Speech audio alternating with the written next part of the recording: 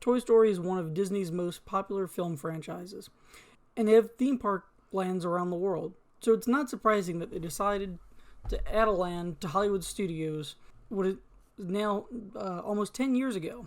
It's crazy to think that back in 2015, Disney unveiled the first concept art at D23 for what we now have as Toy Story Land. But that concept art didn't quite go to plan, as what we got wasn't quite what many of us expected.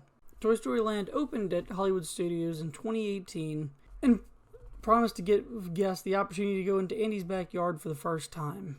Unfortunately, those who went on opening day were met with large crowds and a lot of sunshine with little shade. 2 new rides opened with Slinky Dog Dash and Alien Swirling Saucers, and then, of course, Midway Mania got a new entrance facing the land. Additionally, Woody's Lunchbox opened with the land, and then later, Roundup Rodeo Barbecue opened a couple years ago. But if we take a closer look at the concept art, it starts becoming clear that we were missing a few things.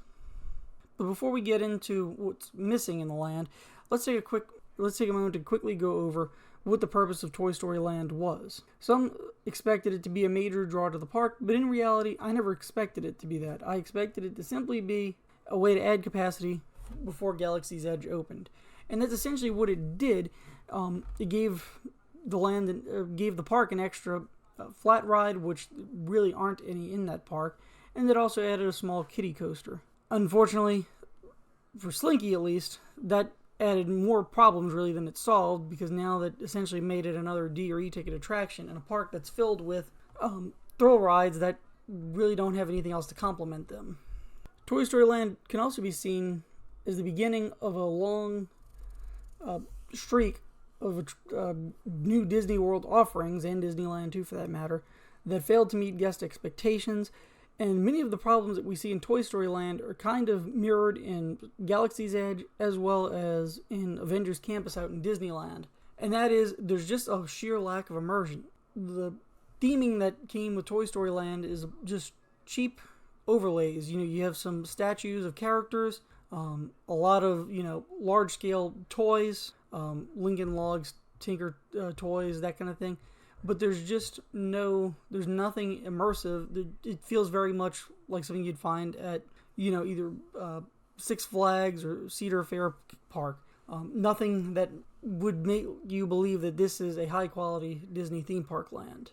And that goes into a topic for another day, which is the Bob Chapek era at Disney World. But I actually have some kind of unique thoughts on that, so I'll save those for another day. So let's go back to 2015, when Disney first revealed concept art at D23.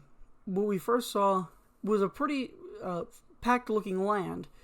We can see the original Slinky Dog Dash coaster, which is kind of intertwined into the landscape, which would have been a unique twist. I don't think there's really anything else at Disney World that has a coaster track kind of buried into the landscape like the original concept art showed.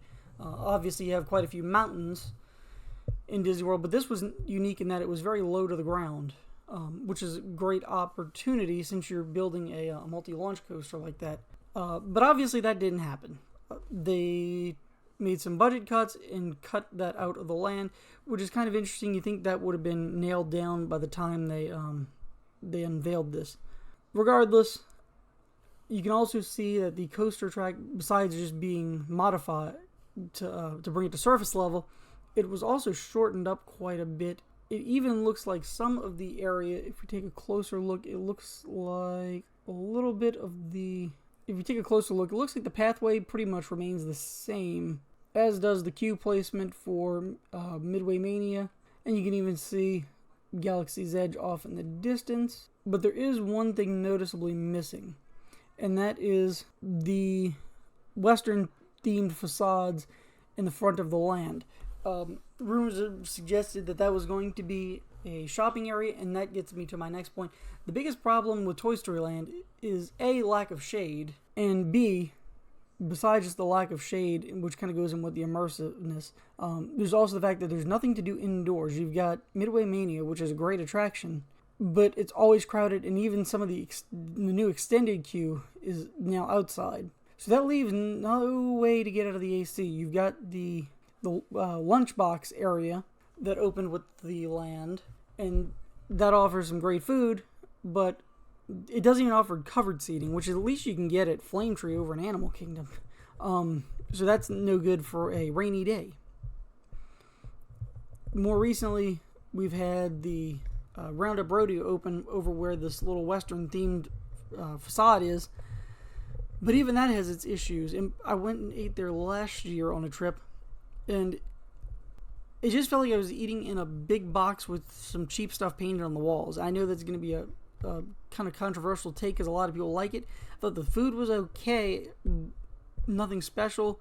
The service was extraordinarily slow considering all the plates are they're pumping out the same exact plates for everyone. Literally, they're giving you the same plate whether you have 2 people at your table or 6. That's I guess a diatribe for another day. But one issue that I have with even that location is there's no indoor area. There's no indoor seating area. They could easily put in a small seating area for you to wait. They don't even have that. You literally stand outside in the 100-degree heat.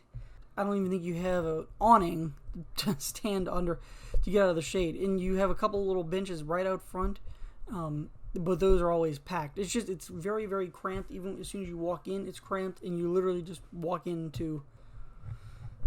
That's part of the problem. And then, of course, the other aspect is there's nowhere to shop. And I know Disney is definitely not short on places to buy stuff, so not so much of a problem with that. But if you're going to put a store in a land, this is the land to put a store in. You literally have a land built around toys. You decide not to put a store to sell toys. I mean, this is just the most nonsensical thing. Even back in the day, you had the Al's Toy Barn facade and a little store there. This is the land that warrants like a massive store with all of your Toy Story merch. Merchandise for every single character. I mean, there's so many opportunities there, and they sell a ton of Toy Story merch to begin with. The absolute strangest thing that there's literally not even a store. And then if you look at the Google Earth overview of the land, there's not even much space to put a store now that they put the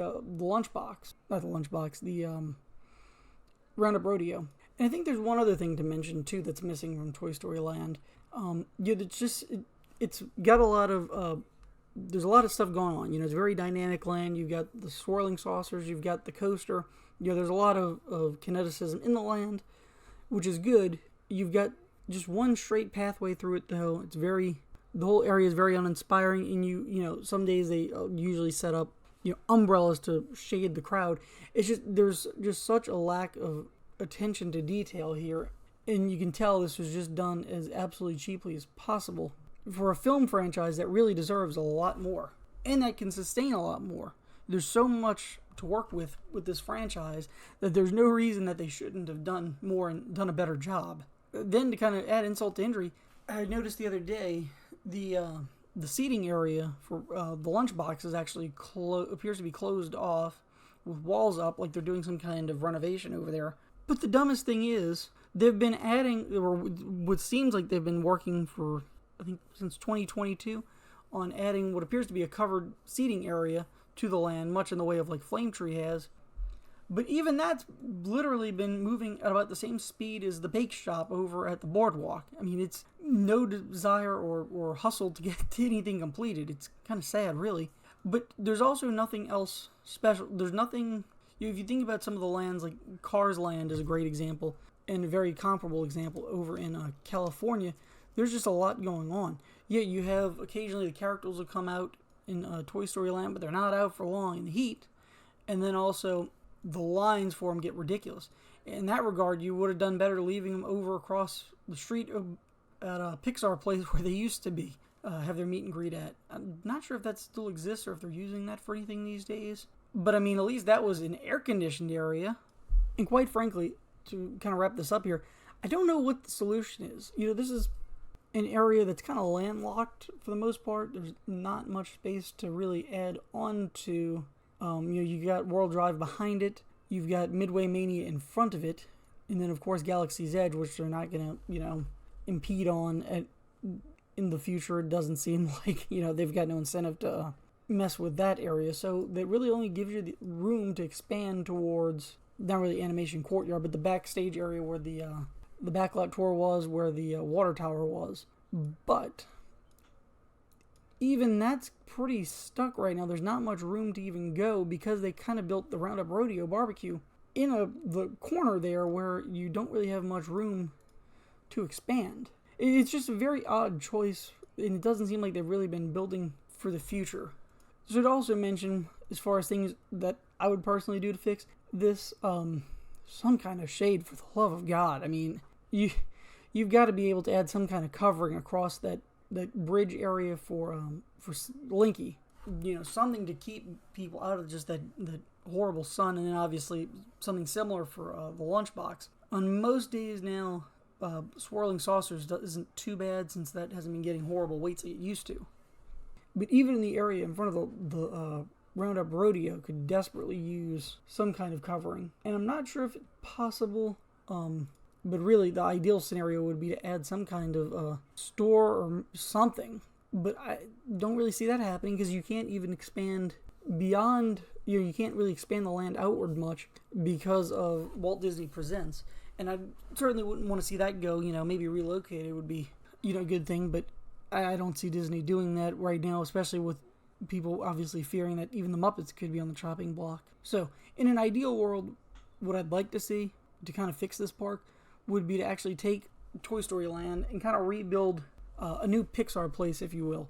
Take Toy Story Land and build the new Monsters, Inc. land adjacent to it, essentially behind the launch bay and Walt Disney Presents in that backstage area, replacing most of Animation Courtyard potentially with that, up in that kind of sector, and maybe even fitting in, another Pixar IP, whether it be Up or Cars is obviously going to Magic Kingdom now, but something unique, maybe something different than what's in any other park.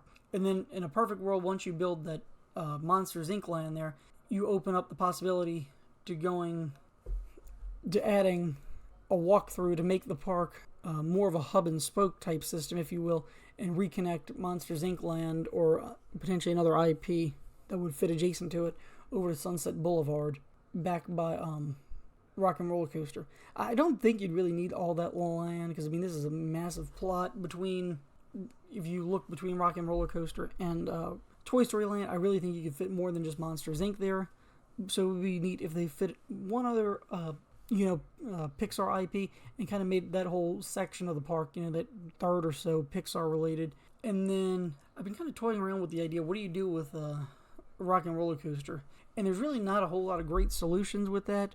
I know I've seen Muppets thrown around for going in it. I don't really see them turning that into a Muppets attraction as fun as it would be. And then I think it would have been interesting if they would have just turned that into Guardians. Obviously, I'm happy with what we received for Guardians, but it's just tricky as far as what can you do with that coaster, because you can't really do something too targeted towards kids because it's one of the big the tallest height requirements in Disney World.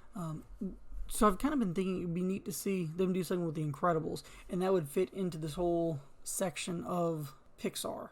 You could kind of relocate the entrance, and the reason I say that would kind of fit about as well as any of this other it fits about as well as Cars does in Magic Kingdom. It can't fit any worse than that. So I'm thinking Incredibles over at Rock and Roller Coaster because of what they did with the Incredicoaster in California. You took just a plain coaster and added a few elements to it. It's nothing special. I think this gives them an opportunity to do something a little bit better and also have a thrill ride, and it's something that I think most people would appreciate. I personally like the Aerosmith theming to some degree. I like basically the music on it. As far as the ride goes, the theming is non-existent. So the theme in general, just it's outdated at this point. It's time for a change, and I can see them doing something in the next couple years. That's just some theories. Hopefully we see something soon with that, and hopefully I'm right on this Monsters Inc. thing. As far as Toy Story Land, who knows? Hopefully we'll get some kind of expansion with that. You never know if they would move Monsters Inc. over to Animation Academy, if that would open up a little bit more land to expand Toy Story Land with something potentially better. So, thanks for watching.